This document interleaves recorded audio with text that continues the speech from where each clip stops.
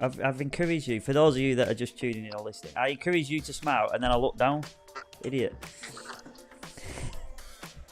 Right, guys, so we are live. We have got a little bit of an over music, and I've spoken over it. I've ruined it on day one. This is the first time I've used it, but we are joined by Rosie Briscoe.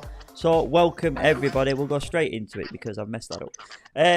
If you're in the chat, let us know that you're here. Welcome to the Hairtalk. I am looking for a better name. If you guys have got suggestions, throw it at me. It's just a impulsive person, so I started it off, and I thought I don't even have a name. So I hope you're all well. Hope you're enjoying this. It's the start of the week for hairdressers, traditionally anyway. I know some work Mondays and Sundays, but traditionally Tuesday is the start of the week.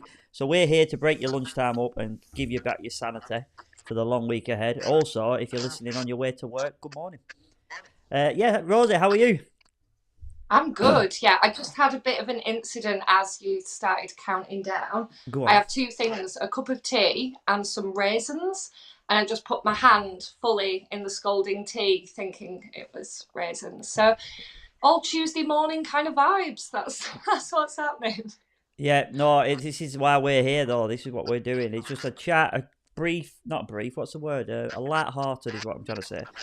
Chat to just get the hairdressers motivated for the week. And we have a couple of topics. Now, I did send them you in a text. Did I send you a text? I can't even remember where my phone is. And we've got a little chat. We're gonna have. I feel like you're going to test me, though. I haven't revised them.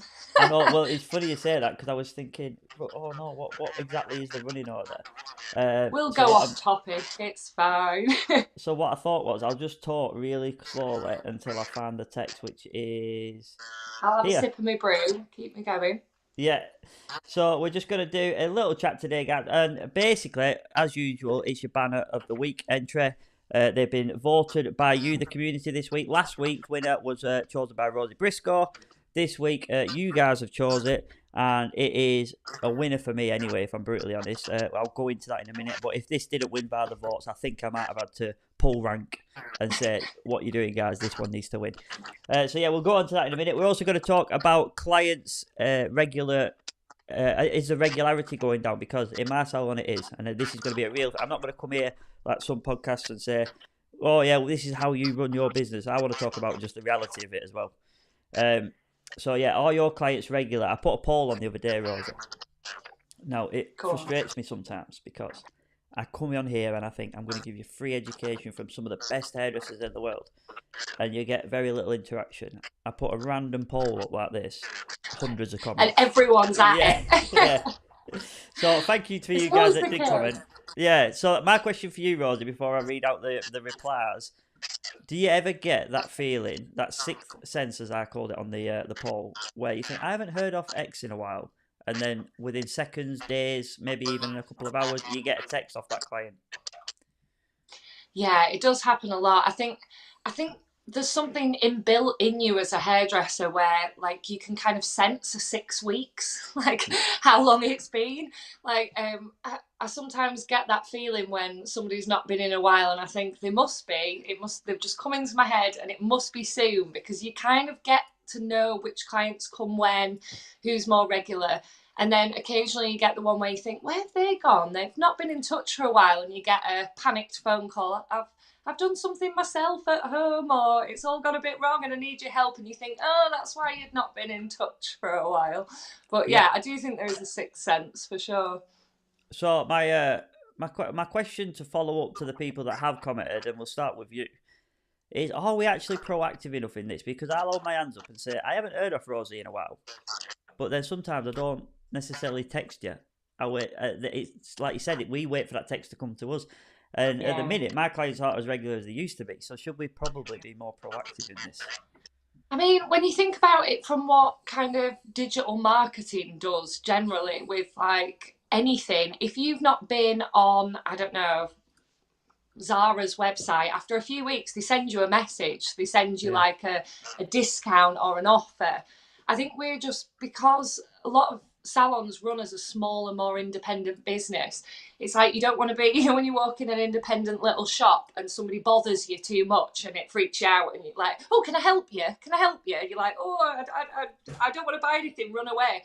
I think we've all got that worry from a small independent that we don't want to put ourselves out there and send those messages. But those things work. Sending out marketing works, you know. We've not seen you in a while. Do you want to come in? I just think perhaps as a smaller business, we're a little bit more afraid to put ourselves out there in that way, to feel like we're pestering people. I think so. I think you're right. I think we always get taught from our generation anyway. We got taught from a young age that you need to look successful to be successful.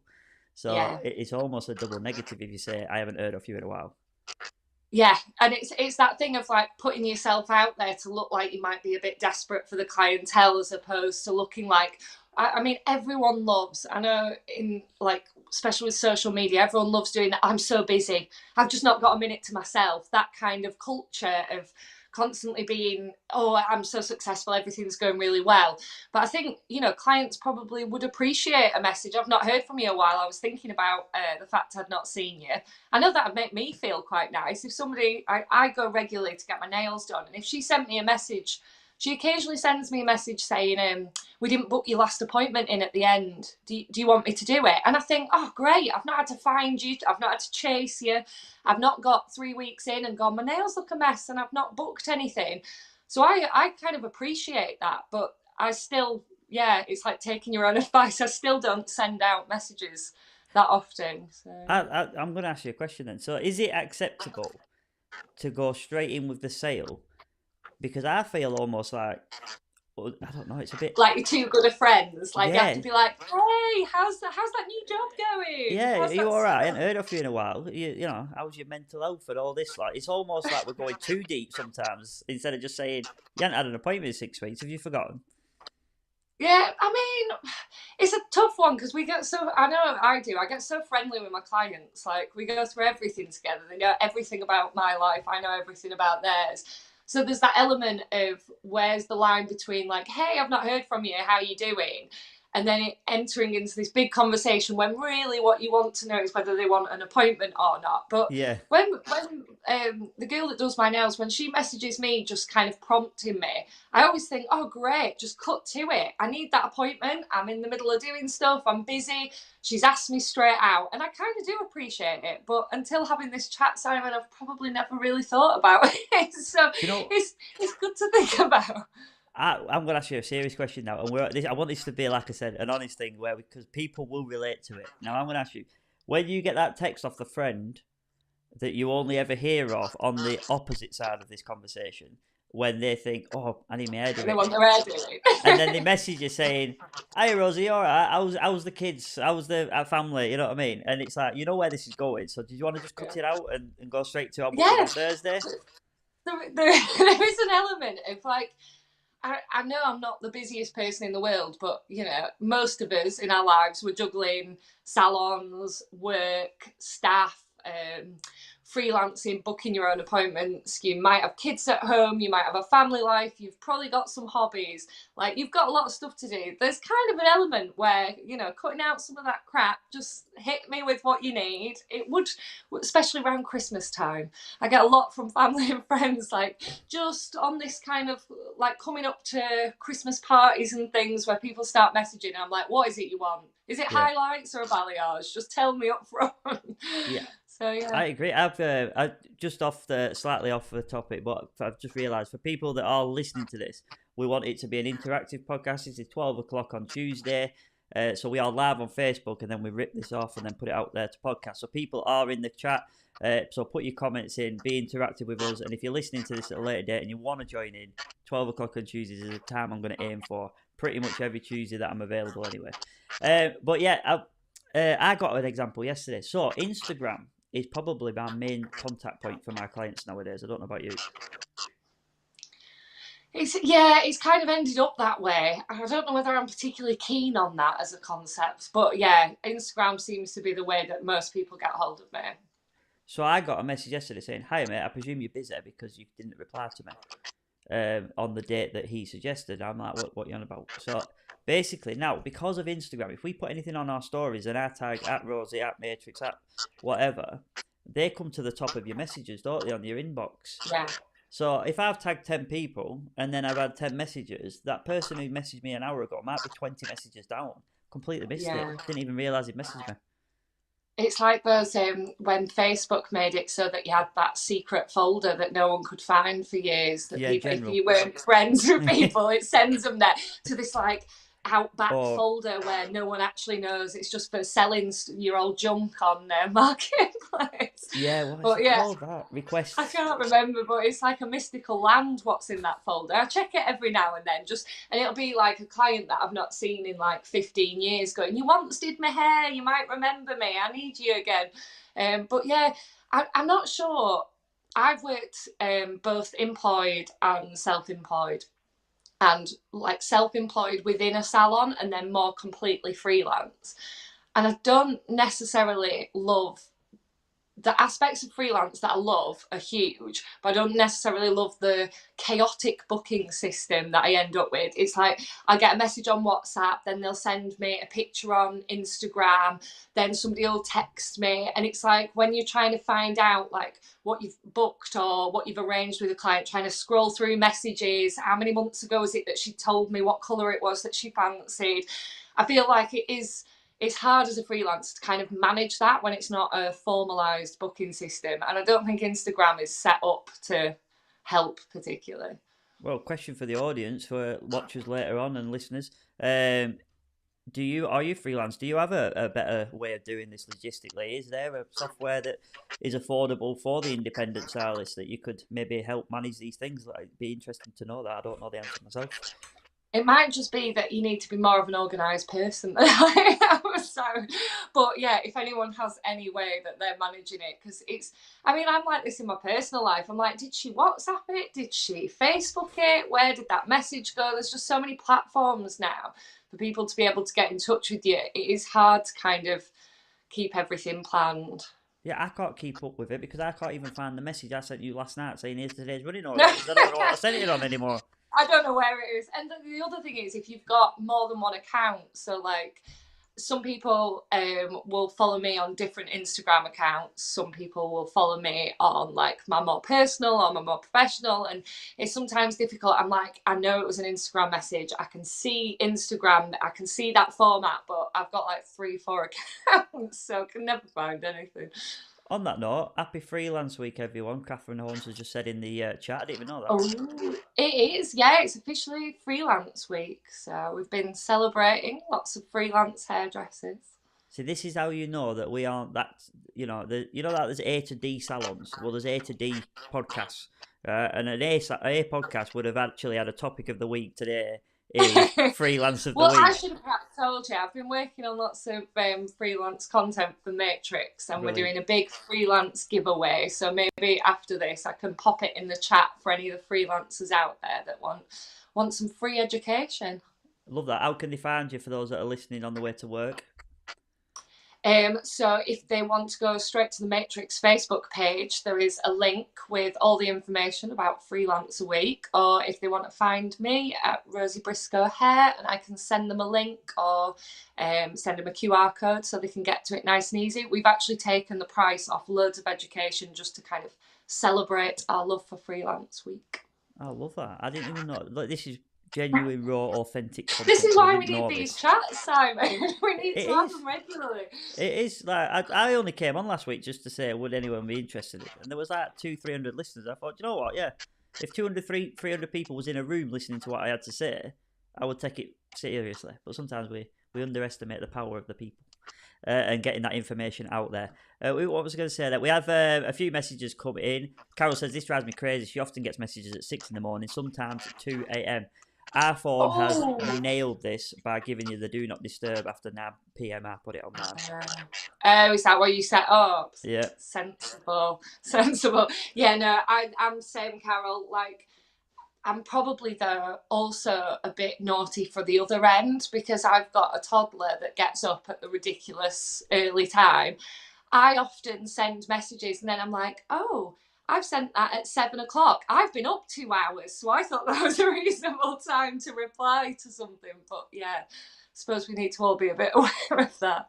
Well, it's the way of the world, isn't it? Charis is watching, or Carrie, sorry, is watching on YouTube. She said I use the booking app because I'm not organised enough to respond to texts. You know, you know me, mate. I am the worst at replying to people. I think between the two of us, Simon, it's surprising we've managed to stay friends because we can both go ages without responding. But do you know what? I like, and not to take it down a slightly different route, but sometimes I think with social media you can get a bit overwhelmed when you've got loads of messages coming in. And do you ever get? I don't know if you do, Simon, or if anyone else, or if it's just me that can't compute.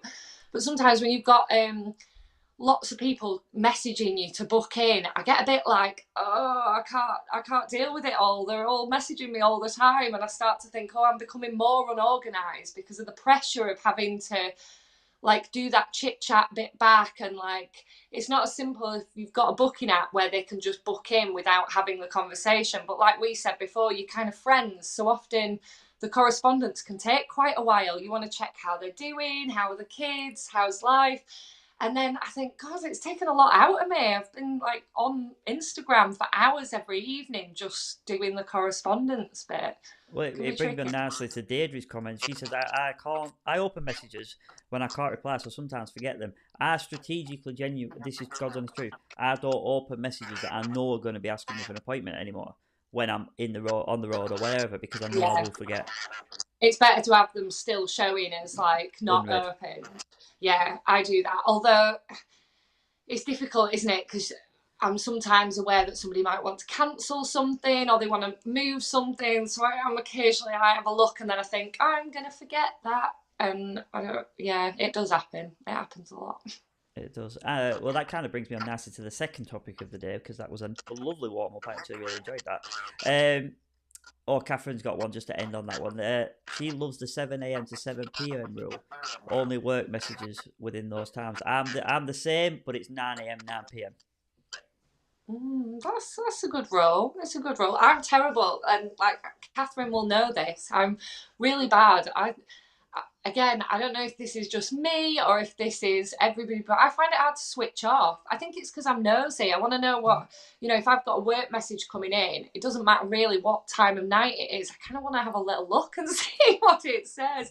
So I find it very hard. I'm not a relaxing person to switch off from that stuff. And I think some people are really good at putting those like plans in place. Like I will when I'm at work and I won't when I'm off. But I can be on holiday and still booking people in. If I go on a week, go to Spain, I'll be sat by the pool messaging people and checking in on things. Maybe I'm just a control freak, but it's hard to Not switch off. you're really not. And I was going to move on, but people are interested in this one, so I'll just read out these ones. Is this Caris or Charis? Because I always get this wrong in my head. So I'm just going to ask. Caris. Caris, right? Okay. Caris says on YouTube, when we are creative, we're not necessarily strong with admin. It's so difficult to get the right balance between. Yes, I want the clients. It's gone off. But I don't want to. I don't want you to text me ever. I presume ever. Anyway, So she wants the clients, but she don't want to deal with all the back and forth and the texting. I get that. I I get totally that. get that. I completely get that. Here's a question for you. Kelly Magid is one of our biggest hair socials community members, and I mean that in respect to I pretty much see her in the comments on every video I've ever done, and we've done over 100 lives, and she's all the way from Atlanta, USA. So she's asking, Right. what about on your days off? Same. I don't know what a day off is really. I don't know if is that just me? Am I a workaholic? I think hairdressers are in general, aren't we? Like I know there's lots going around social media about, I know Sophia Hilton did that thing. It's like not good enough to be a hairdresser. You've got to be a camera crew and a social media expert and a marketing manager, and you've got to be everything.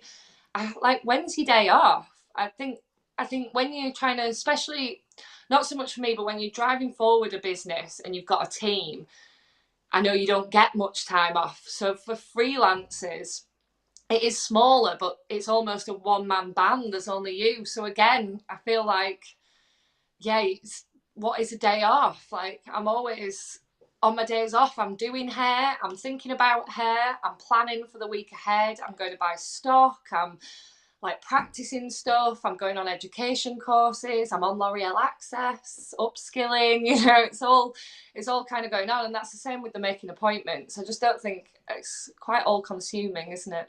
I think without digging anyone out, but almost days off seem to be content creating days for these. Yeah.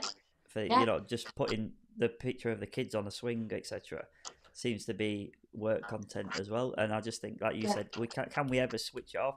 But on the positive side of this, I actually really enjoy making content and doing. I was gonna say, I think, like, although I'm saying it's a negative in the fact that I'm on holiday doing it, I wouldn't do that if I didn't love doing it. Like, it is because of enjoyment. I think, I went into hairdressing because I loved it. I love creating content. Like you say, even pictures of other things that aren't hair related. I love getting content. I love kind of doing things that I know, I'll get a good picture of that when I be out. I'll get a nice Instagram picture. I'll do a little post. I'll do a reel. I'll film a bit of content. I think it's become such a big part of our lives that it's hard to divide what's work and what isn't, because I kind of enjoy it. It's not hard work. It's like enjoyment work.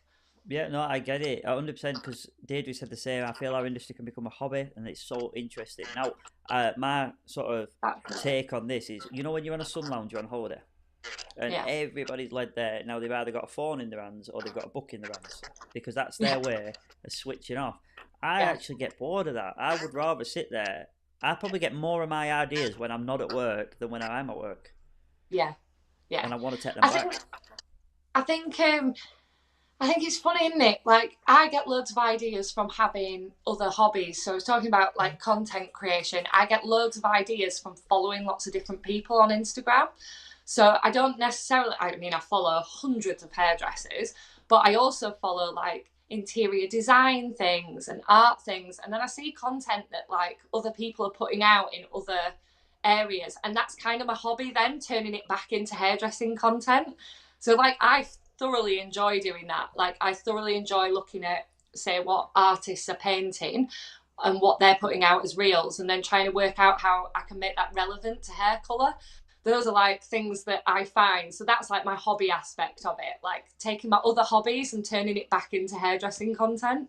Genuinely, I'm going to say this to inspire people, nothing else. But if you are listening to this podcast and you look at wanting to be an artist in the industry and you want to get to that level, I think that the most common thing I find is this bringing outside world into hairdressing and constantly wanting to be creative.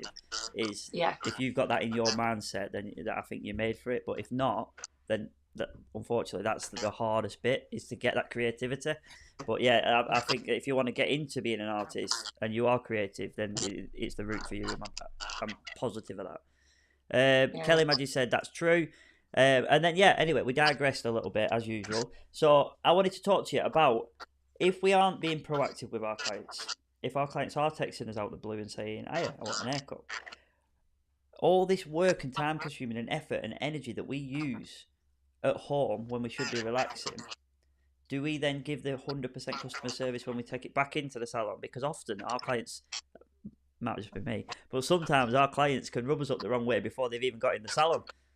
I know what you mean. You know what I'm saying? So then we've got to kind of switch that up. So I want to ask you a question. Now, I asked the question to the community, and it was, have you got golden rules? And I might use the golden rules by accident there, but have you got rules that you would use to your staff in your salon, or as a stylist, have you got rules that you would use towards your customers from like an ABC, step by step, before they come in and go out? And I'm going to ask you.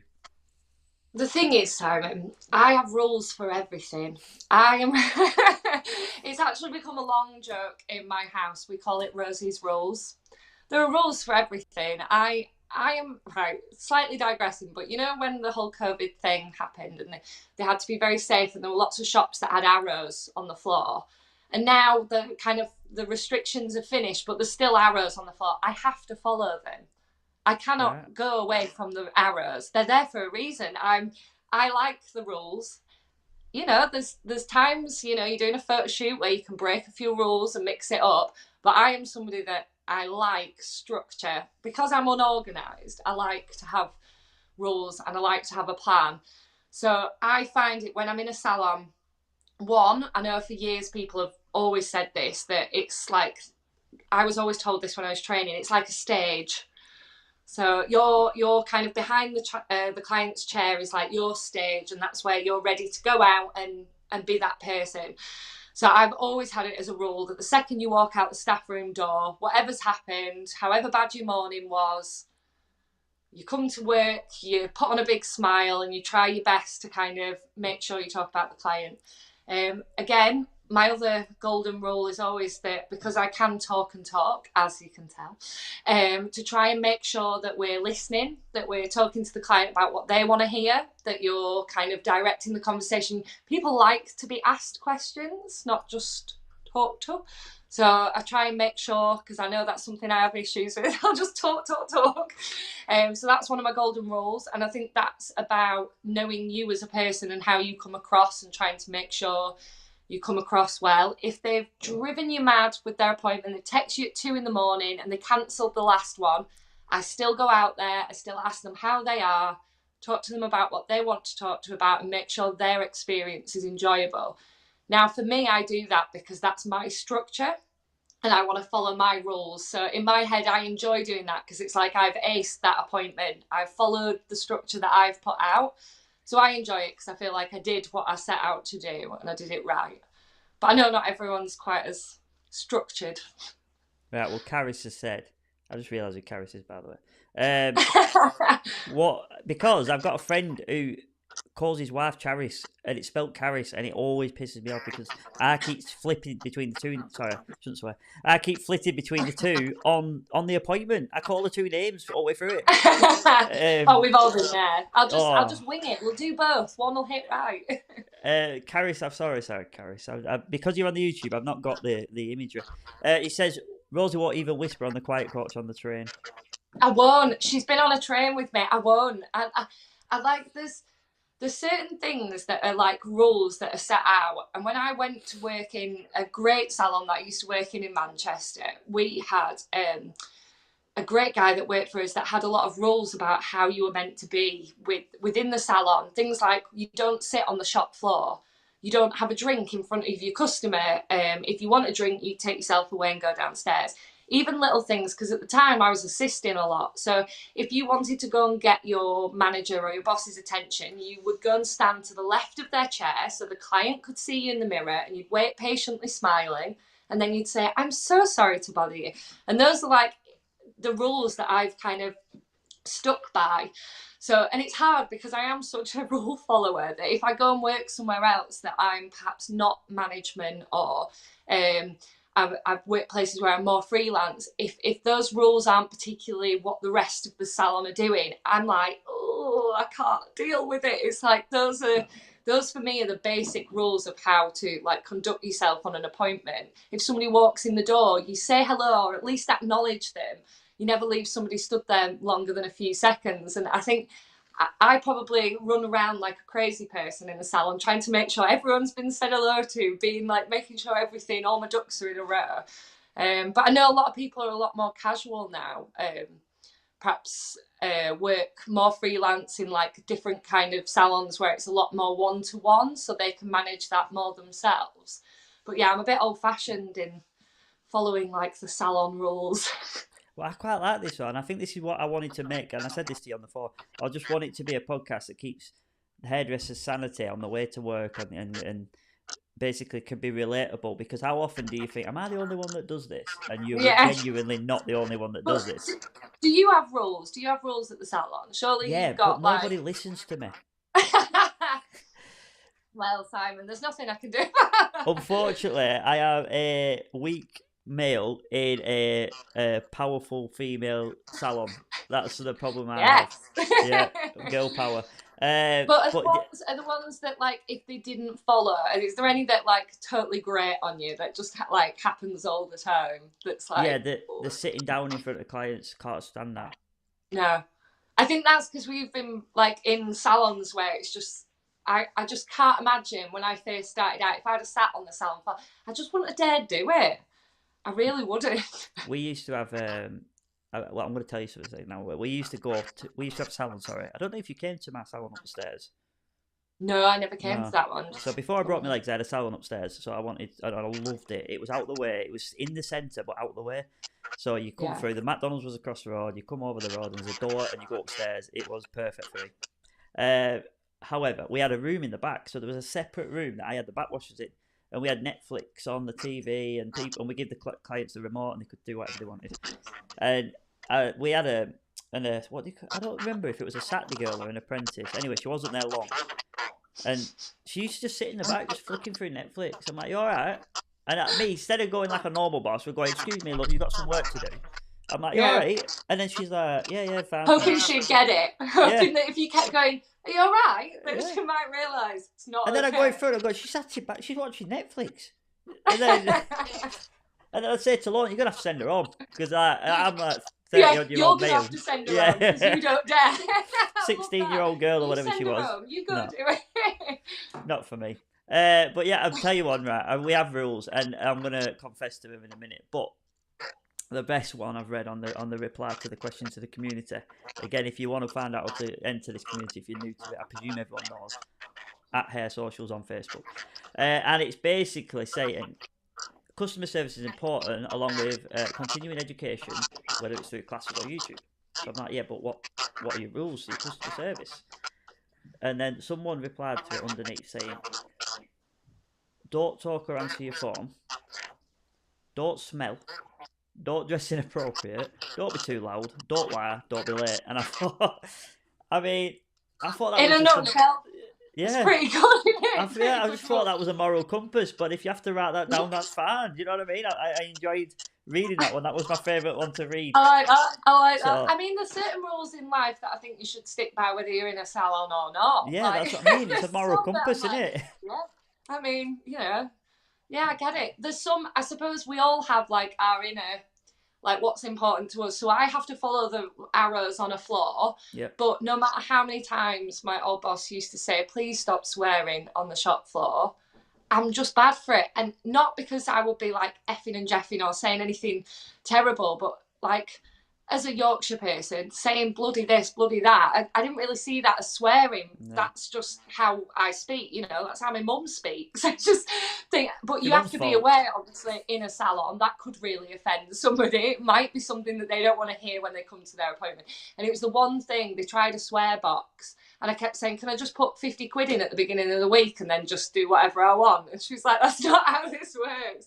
But I suppose we've all got things, haven't we, that like, are more important to certain salons or more important to the type of vibe that you're running. I know my friend's just setting up a salon here in Manchester. She's just opening it, and she is doing, I'll give her a plug, it's Hex Hairdressing. She's doing very much like a very funky kind of vibe. There's a lot of, it's going to be very colourful, but also a bit gothic in there. And she does lots of vivid hair. She's really cool, this Caitlin. And I know they've just put an ad out to give away some free stuff with the F word in it, because that's the type of clients that like, not she's attracting people that swear all the time, but it's that kind of vibe salon. It's not the type of salon where you'd go if you were easily offended. It's like a bit more of a kind of different scene.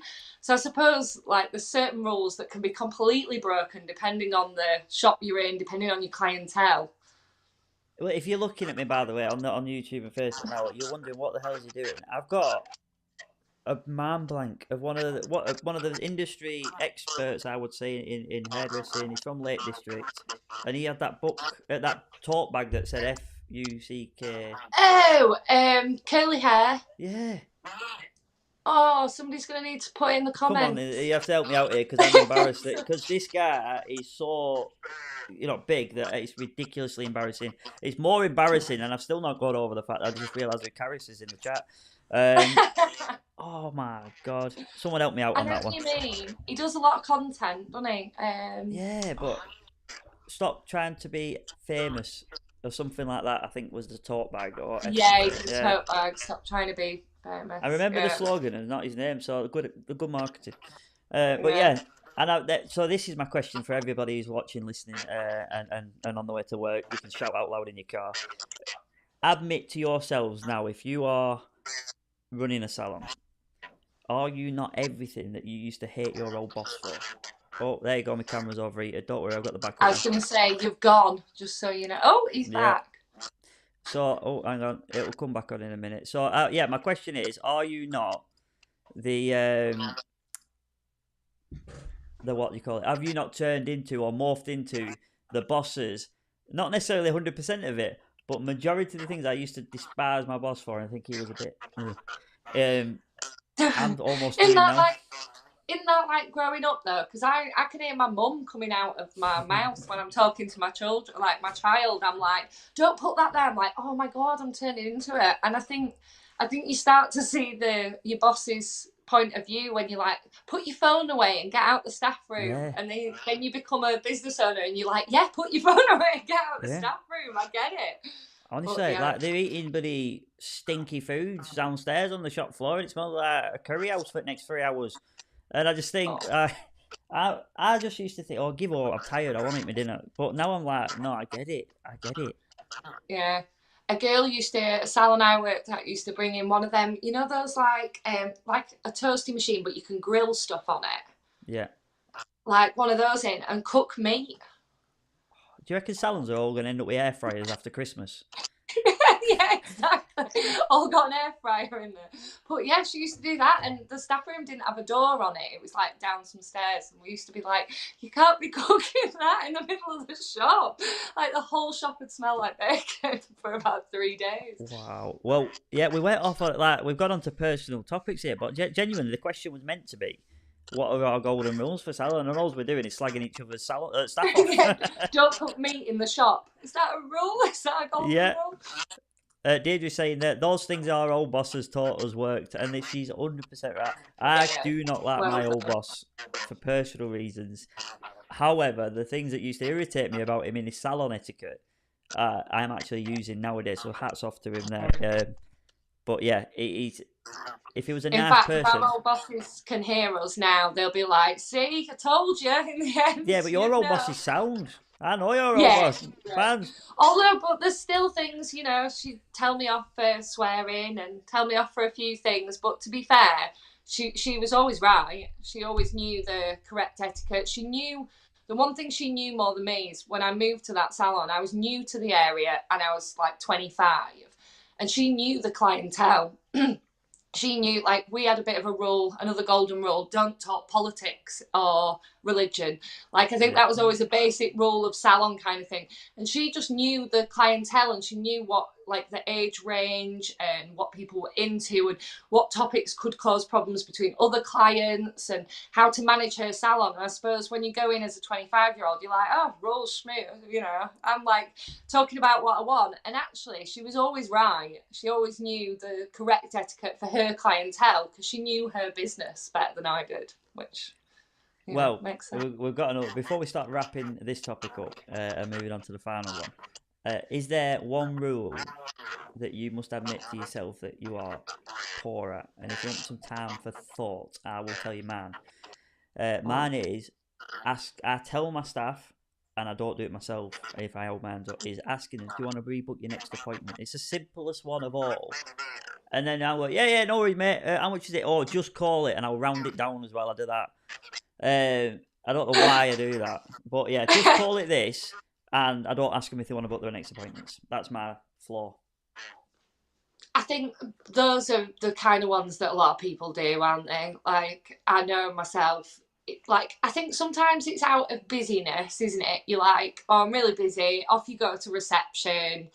And I think some of it's like, I know most hairdressers hate charging for things. They hate being at the reception when they're about to drop the bomb of like how much it's cost. And people can find that like a bit of a difficult situation. Ooh, right. There's one on here I've not heard yet. So, handshake, new clients, head massagers. Don't talk to clients through the mirror. That'll be when you're doing the consultation, I bet. Right, Not so like sit while down you're in the next to middle them. of putting it. We used to have that. You Instead of like being behind and talking to somebody through the mirror, you go round and you sit like maybe on a cutting stool or you stand in front of them so that you're face to face as opposed to behind the chair. I We like it. we had That that as means well. you come from a posh salon, Caris. There was another man who was like, "What Very you having?" So yeah, no, I like that one. And don't eat cheesy crisps she ends it with. So yeah, fair one. I think that's a Mine given. would be the one that I'm bad at, and this is terrible because I work with a colour brand, but writing down what I used, Yeah, of your mate. To be fair, making notes. I'm Rosie, intrigued. did you do my client while I was off? Have you written any notes? And I'm like, she really loved it. She wants it exactly the same. Yeah, I'm Yeah, bad for that. I've got to admit I do that. I then also try and, instead of admitting that like it's not very helpful, I'm like, yeah, but it's like every time a client comes in, you've got to change the formula depending on like, what you're doing. So it's actually better if you just don't write them down. But So I'm bad for that. But I must admit it, I have an eye for it. I think when you've been doing it so yeah. long, you can usually say that's a 5N or whatever. You can You usually know your go to. favourite shades as well, don't Yeah, you? You're like, I've done a balayage, I've put a low light in on like base 8 hair. I know what I'm going to use. Like, I know my kind of things that I usually go to. But yeah, it if isn't very helpful if you're working with a team and you've got other people, especially if you've got younger people that you're trying to bring yeah, up or people yeah. that are newer in the industry. It's better for them, even if they're going to change the formula, if they at least knew the history of the hair. Like, put my matrix hat on, that is correct. So yeah, writing notes, If I dreadful, put mate. that in the group chat, in the community chat, who no one will admit they do it, but I guarantee you more than 50% of you are guilty of it. Yeah, I don't yeah, think there's, especially in like you said, we go back to the A to D salons, your BCDs. Um, I think that we cram our clients in. We work sometimes, not just community customer service. It's almost about getting heads in as well. And I think that yeah. sometimes we just get carried away with what we're doing. But yeah, no, I'm intrigued about that one. So yeah, it was. If you have anything that you want to add to it, add it in the chat. We're over on YouTube, Facebook, and if I could ask a favour before I go into the final one, if anybody is listening to this on the podcast or wants to listen to this on the podcast going forwards, go down and download it. We are only on the Apple Store, I think, at the minute because we did it wrong. So if you go on the Apple Store and go onto I love that the, you admit everything, Sam. You're like, I do, because I did it wrong. I did it No wrong. I idea. paid 15 quid to Apple, and then realised that I'm not on Spotify and all them rubbish ones and all the other rubbish ones that are out there. So yeah, if you're on Apple, welcome. And if you're on anything else, you won't be able to hear it unless you go to YouTube. Yeah, so basically, if you are on there, leave us Fair a enough. review, give it a share. That would be awesome. A review would be incredible because we are doing this voluntary. So yeah, that leads me nicely on to. Have you seen this trend? It's been going around for a short while now, but it's where people are curling their hair in a old can of pop or soda can for our American fans. Have you How do you seen it? feel about it, Simon? I'm going to let you go first. How do you Uh, feel? How do you feel about it? Well, as going into the rules that we've been discussing today, I mean, it's a health hazard. Number one, if you've got a sharp object near your head, and then you're heating it up. I Yeah. mean, it's just a recipe for disaster. Do you remember back Are in you going like to be the implementing it across the whole salon, just like old cans of pop yeah? on every unit? I mean, I get it, right? Some people may not be able to, but I think that the curling one nowadays is an affordable object because you don't have to pay hundreds of pounds anymore. You can get it for like 15 quid. And I think that if you are that adamant you want to curl your hair, it's an investment that I would recommend a million times over before getting a tin opener, cutting the top off your can, rolling your hair around it, and holding it on your head and eating it. It's going to take time. That's the first thing that's going to annoy me. I want to know if in all the videos that you've seen of this trend on TikTok, are they using heat protection first? Well, yeah, I Like, mean, because I'm feeling like, before you put your hair in a tin can and then blast it, the metal with air, please be using your heat protection. But, what's he got? Yeah. Have you got a tin can there? Are you going to have a go? please turn around with a can of Coke. Coke and Dream. I do not have the miracle one. Yeah, no, I don't have it. But I just think, yeah, madness. A I've bit got like. it. It's on my shelf. Have you got it? Smells. Yeah, you're Yeah. nailing the product placement, by the way. I know. Oh, I realised my book was out. And just so you do that there is two photos of two photos of three, sorry, so 6 photos that Rosie drew, and I bought them off her. I was one of the first person to buy them. Oh, that's nice. In lockdown, and they've lived there because one day they will go on my wall. But until then, they just live there because I forget. I like it. Oh. But yeah, they are there. So they should have been on the wall by now. And then them beer mats there will just sit there so you can't see them. But yeah, other than that, it was good. So yeah, thank you, Rosie. And I hope we've kept you all sane on your lunch or on your way to work. Or even tonight if you're listening to it at home. But yeah, thank you very much for joining me, Rosie. Thank you. Thanks for having me. I have you enjoyed it. Yeah, I've loved it. It's been nice. To be fair, I've just come on and had a good old chat about things. It's been perfect. Loved it. Exactly. So if you're available next week, you're more than welcome to do it again with me. We'll think of some more topics over the week. I'll be back every week, Simon, at this rate. You won't be able to get rid of it. I love it. Well, thank you guys for watching. If you haven't already, subscribe to us on YouTube because that would be awesome. Facebook is obviously our main thing, but we want to try and get everyone onto YouTube as well. It's been lovely listening to you both, Deirdre Donnelly. I think that is the perfect way to end, and we'll see you next